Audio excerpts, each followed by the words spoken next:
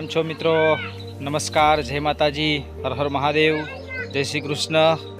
સ્વાગત છે તમારું મારા એક નવા વિડીયોમાં। મિત્રો, ગરમી એટલી બધી પડી રહી છે એની વાત નથી થાય એવી જ ગંધર તમે જોઈ રહ્યા છો। આ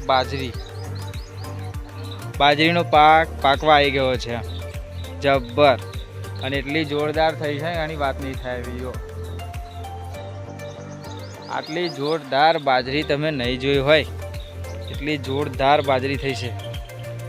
પણ શું કરું, આ ગરમી એટલી બધી લાગે છે ને, પાણી વારો હું આજે મારા ખેતરની અંદર, અને સરસ છેલ્લું પાણી છે અને ફરી બાજરી અમે કાપીશું।